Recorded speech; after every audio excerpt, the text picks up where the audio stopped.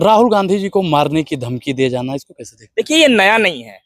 Bharatiya Janata party के तमाम लोग राहुल गांधी को मारने की धमकी दे चुके हैं। एक बार नहीं, कई बार दे चुके हैं। ऐसे ही एक और भारतीय जनता पार्टी की गैंग से पैदा हुआ गंदी नाली का कीड़ा, जिसने जोश में आकर के तो कहा कि हम 25 सांसदों को गोली मारेंगे, राहुल गांधी के घर में घुस के गोली मारेंगे, लेकिन 24 घंटे के अंदर गिड़गिड़ा रहा था बैठ करके, रो रहा था बैठ करके। राहुल गांधी के कुछ समर्थकों ने जब उसको घेरा तो रो रहा था बैठ करके। तो बेसिकली ऐसे तमाम लोग, इनको मालूम भी है, क्योंकि भारत में ट्रेंडिंग स्टार सिर्फ एक ही है और उसका नाम है राहुल गांधी। इनको सबको मालूम है, नरेंद्र मोदी को भी मालूम है कि राहुल गांधी का नाम लोगे नहीं तो तुम ट्रेंड करोगे नहीं। अमित शाह को मालूम है कि राहुल गांधी का नाम लोगे नहीं तुम ट्रेंड करोगे नहीं। निशिकांत दुबे जैसे ये तथाकथित छुटवैये नेता राहुल गांधी का नाम लोगे नहीं तो आप ट्रेंड करोगे। आप आज किसी को भी ट्रेंडिंग में आना है, फेमस होना है, तो राहुल गांधी को गाली दे दो, कांग्रेस पार्टी को गाली दे दो, सोनिया गांधी जी को गाली दे दो, बड़ा आसान है। लेकिन राहुल गांधी जी के द्वारा सड़क से लेकर संसद तक और संसद से लेकर सड़क तक उठाए गए एक भी सवाल का जवाब न भारतीय जनता पार्टी का कोई नेता दे सकता है, न इनका कोई मंत्री दे सकता है, और प्रधानमंत्री से हम उम्मीद ही नहीं करते। लेकिन सदन में वो लोग चर्चा चाहते हैं और Modi Rahul ji Epstein file, trade deal और पता नहीं क्या क्या। बिल्कुल सही कह रहे हो आप।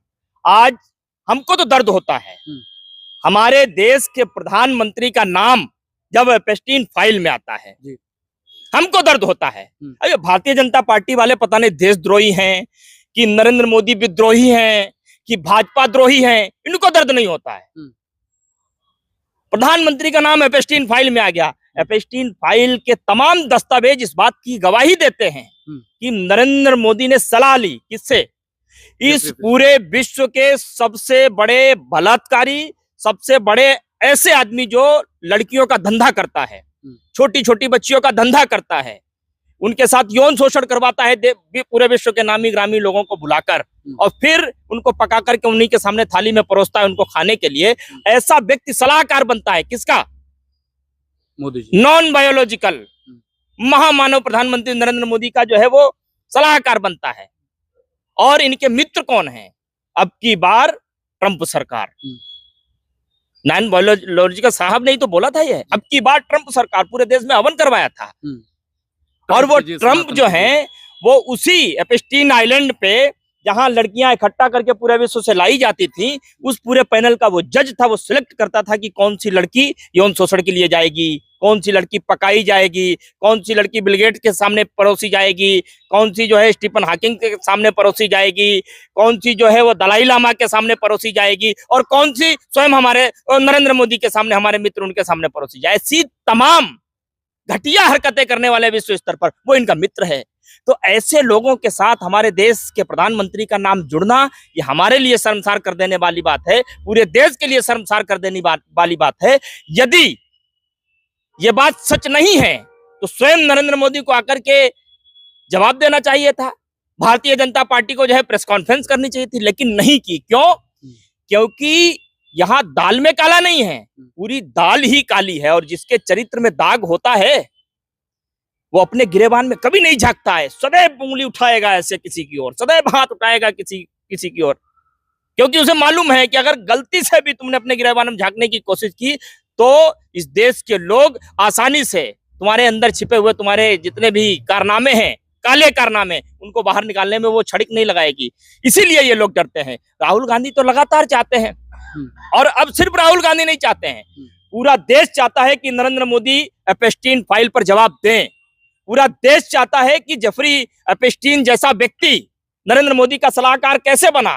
पूरा देश चाहता है कि जेफरी एपस्टीन के कहने पर इजराइल में इंटरनेशनल डांसर बनकर के नरेंद्र मोदी क्यों गए। पूरा देश चाहता है कि किस किस तरीके से जो है वहां पूरे भारत की जो है विश्व स्तर पर छवि खराब करके आए। और ये तो सिर्फ एक बात जो एपस्टीन फाइल के माध्यम से निकली, ऐसी हजारों बातें हैं। आपने सुना होगा कि राहुल गांधी जी ने कहा था कि अभी एपस्टीन फाइल में बहुत माल है, धीरे धीरे सब कुछ बाहर आएगा। तो ऐसी तमाम तरीके की चीजें हैं, उन पर सिर्फ राहुल गांधी बहस नहीं चाहते हैं, राहुल गांधी सिर्फ चर्चा नहीं चाहते हैं, पूरा देश चर्चा चाहता है। कब तक भागोगे? कब तक ईवीएम के सहारे, कब तक चुनाव आयोग के सहारे, कब तक इन तमाम संस्थाओं का दुरुपयोग करके कब तक बचे रहोगे? एक ना एक दिन तो आपको हिसाब देना ही पड़ेगा। तिवारी जी, एक लास्ट सवाल लेंगे। अगर एपस्टीन फाइल में राहुल गांधी जी का नाम होता तो आज देश का माहौल क्या होता? राहुल गांधी जी का छोड़ दो आप, मैं कहता हूं कि कांग्रेस पार्टी से जुड़ा हुआ कोई सदस्य भी होता तो अब तक तो ये पूरी फिल्म सिटी की मीडिया, इनके तमाम परियां परें जो 24 घंटे टेबल बजाते हैं इनके लिए, ये इनके मंत्री संतरी अपने कपड़े फाड़ लिए होते, इन्होंने रोते घूम रहे होते, सैकड़ों प्रेस कॉन्फ्रेंस कर चुके होते, और अब तक तो नरेंद्र मोदी आकर के जो है ना आंसू भी बहा चुके होते। लेकिन दिक्कत किस बात की है? दिक्कत इस बात की है कि ये लोग सोच कुछ और रहे थे लेकिन हो कुछ और गया। और मुझे पूरी उम्मीद है इस देश के किसी भी अंधभक्त को यह मालूम नहीं होगा कि हमारे पापा का नाम एपस्टीन फाइल में आने वाला है। और जब एपस्टीन फाइल में उनका नाम आया, जिनको लगा ये तो हमारे पापा की पोपो निकल गई, दिक्कत हुई उनको इस बात से। आप समझिए, किसी को एहसास नहीं था। आज भारतीय जनता पार्टी का कार्यकर्ता अपने आप में शर्मिंदगी महसूस कर रहा है, क्योंकि 10 साल झूठ बोला, 10 साल नफरत फैलाई, 10 साल जवाब दे नहीं पाया किसी चीज का। अब एपस्टीन फाइल का कैसे जवाब दे? क्योंकि जिस घर में वो रहता है उसके ही माँ बाप उससे पूछ देते, क्यों भाई ये प्रधानमंत्री उस आइलैंड पे जाते थे जहां छोटी छोटी बच्चियों के साथ रेप किया जाता था, उस आइलैंड पे जाते थे जहां डोनाल्ड ट्रंप लड़कियों को सिलेक्ट करता था, उस आइलैंड के मालिक से सलाह लेने जाते थे जेफरी आइंस्टीन से, जो पूरे विश्व से जो है लड़कियों को अपहरण करके लाता था और बड़े बड़े विश्व के नामी ग्रामी लोगों के सामने परोसता था। नरेंद्र मोदी उसके जो है दोस्त हैं, जिसके कहने पर इजराइल में नाचने जाते हैं, आज उनके ही माँ बाप उसे जवाब नहीं दे पाते हैं वो। तो तमाम तरीके की ऐसी बातें हैं जो सिर्फ कांग्रेस पार्टी के लोग नहीं, विपक्ष के लोग नहीं, बल्कि देश के लोग उठा रहे हैं, भारत के लोग उठा रहे हैं, इंडिया के लोग उठा रहे हैं, जिसका जवाब भारतीय जनता पार्टी के पास नहीं है। और जिस दिन उनका एपस्टीन फाइल में नाम आया, उस दिन कम से कम इस देश में मैं सैकड़ों ऐसे लोगों को जानता हूं जिन्होंने भारतीय जनता पार्टी से प्राथमिक सदस्यता तक को त्याग दिया, इस्तीफे दे दिए और धड़ाधड़ इस्तीफे दिए। अपनी गाड़ी पर जो लिखा हुआ था नाम, वो नाम मिटा दिया, संकल्प लिया, कसम ली, और यह सिलसिला लगातार जारी है। अब ट्रेंड समझिए आप, चाहे प्रयागराज तीर्थ की बात हो, शंकराचार्य को अपमानित करने की बात हो, चाहे बटुकों को शिखा खींच करके उनको लातों घूसों से पीटने की बात हो, सनातन को मिट्टी में मिलाने की बात हो, धर्म को तार तार करने की बात हो, पूरे विश्व स्तर पर देश की छवि खराब करने की बात हो, ये लोग इससे कभी बाज नहीं आए। इनको कोई फर्क नहीं पड़ता इस बात से, इनको इवेंट से फर्क पड़ता है कि इनका इवेंट शानदार होना चाहिए। लेकिन कहा जाता है कि जिसके मन में काला हो, जिसके दिल में काला हो, उसकी सच्चाई बाहर निकल आती है। यूथ कांग्रेस के लोगों ने तो आज प्रदर्शन किया, उससे पहले ही गलगोटिया ने इनके पूरे इवेंट का गला घोट दिया। क्या मोदी जी और हरदीप सिंह पुरी जी इस्तीफा देंगे? अब देखिए, ये बड़ा दिलचस्प सवाल पूछा आपने। इससे पहले तमाम लोग कहते थे कि एपस्टीन फाइल, ये नाम कैसा है, गलती से नाम जुड़ गया होगा, फला डिमका, तरह तरह की बातें कर रहे थे। लेकिन फिर राहुल गांधी जी ने स्पष्ट किया इस बात को कि हरदीप पुरी कितनी बार मिले, कहां मिले, कैसे मिले, ये मैं जानता हूं। बौखलाहट में आकर के हरदीप सिंह पुरी को जो है प्रेस कॉन्फ्रेंस करनी पड़ी और उन्होंने स्पष्ट किया 2014 में मंत्री बनने से पहले कम से कम 4 से 5 बार वो उससे मिल चुके थे। किस आधार पर उनसे मिलते थे? क्या वो देश को रिप्रेजेंट कर रहे थे, किसी संस्था को रिप्रेजेंट कर रहे थे? और बगैर चुनाव जीते, बगैर सांसद बने, उनको मंत्री कैसे बनाया? क्या एपस्टीन से मिलने गए, नरेंद्र मोदी की कोई मीटिंग फिक्स कराई, भाजपा की कोई मीटिंग फिक्स कराई, उसी का रिवार्ड दिया गया उनको? ये तमाम सवाल हैं।